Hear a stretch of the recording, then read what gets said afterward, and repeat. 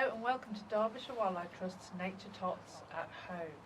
My name's Diane and today we're going to be looking at garden birds. Spending a bit of time looking at your window and seeing what birds you can spot is a really nice way to stay connected to nature in winter.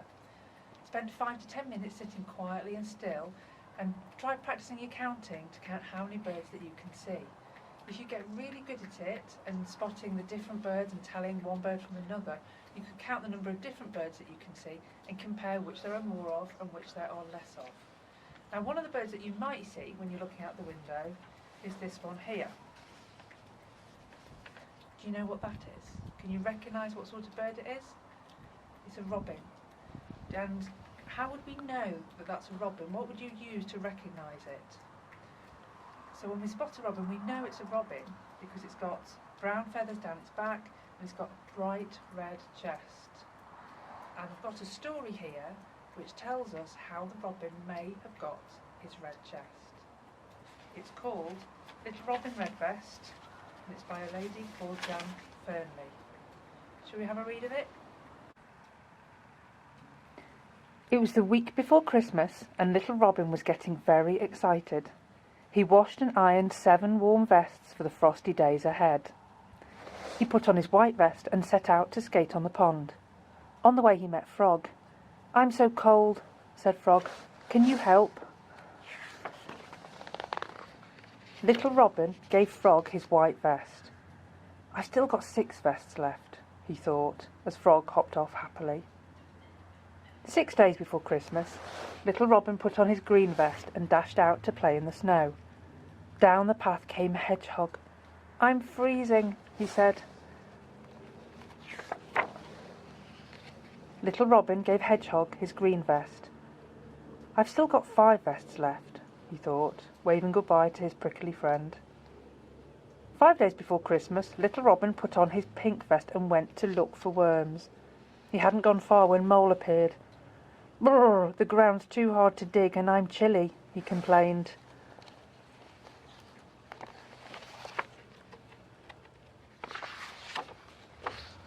So little Robin gave his pink vest to Mole. It was a bit tight, but Mole didn't mind. He was nice and warm. 4 vests left, thought little Robin. 4 days before Christmas, little Robin put on his yellow vest and flew up to sit in a tall oak tree where he met Squirrel. "I'm so cold I can't sleep," Squirrel grumbled. Little Robin handed over his yellow vest. "Only 3 vests left now," he thought, as Squirrel dozed off.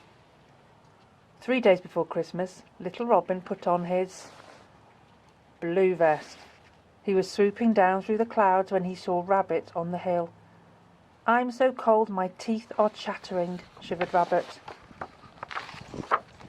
Little Robin gave Rabbit his blue vest. "How many's he got left now?" He had 3. He's given 1 away. "Well, I've still got 2 left," he said to himself, as Rabbit went cheerfully on his way.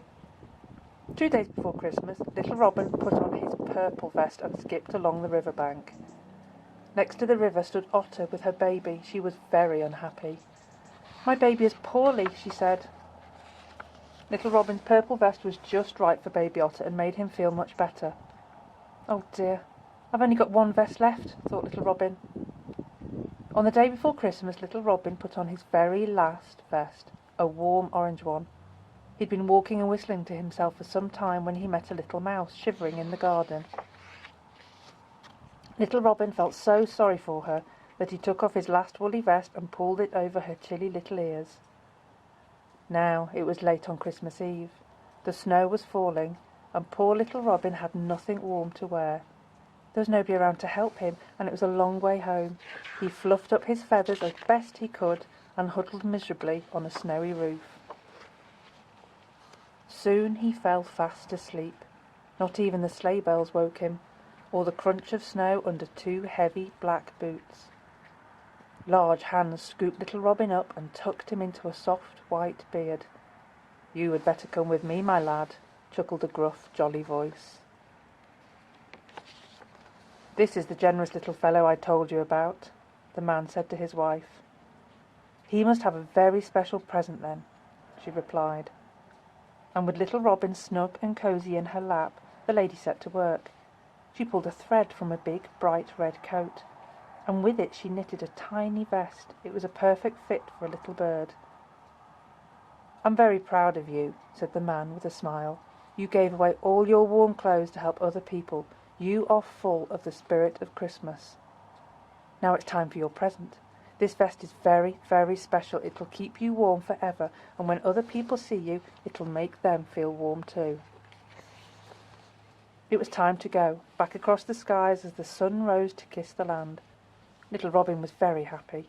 His chest glowed as red as a reindeer's nose. Soon Little Robin was home. "Merry Christmas!" cried the man as he flew off. "Goodbye and thank you," Little Robin shouted back. It was Christmas morning.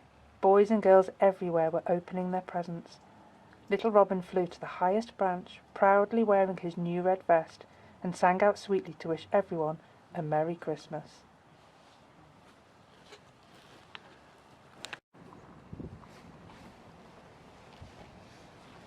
So in the story, Robin and his friends were all really cold because it was winter, and they were keeping warm by putting warm woolly vests on. Now this might be something that we do to keep warm, but real animals in the wild don't wear vests. Instead, they have to keep warm by using a lot of energy, and to get that energy they need to eat a lot of food. So if you want to help wildlife while it's cold like this, and it's also a good way of attracting a lot more birds to your garden or your windowsill, you can put out some bird feeders for them. So we're going to show you today how to make a really simple apple bird feeder.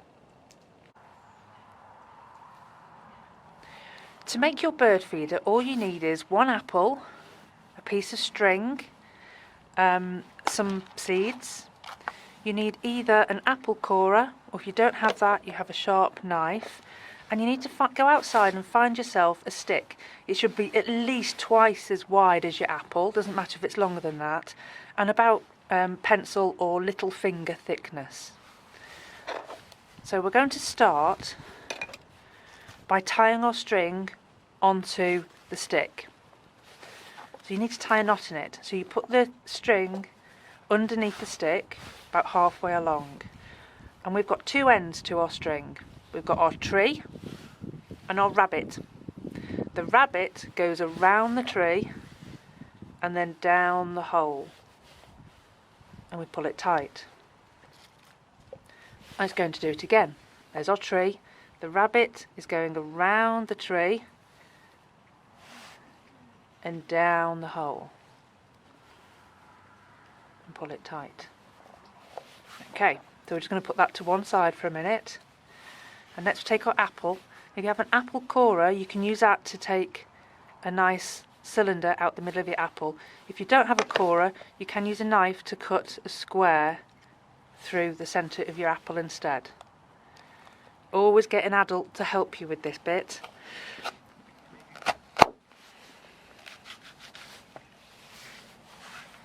Okay, then we need our string back again, and we're going to put our two ends of string together.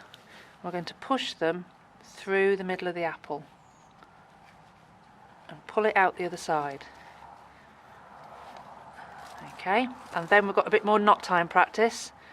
So, got our tree, the rabbit's going around the tree and down the hole, and it's going to do it again, around the tree,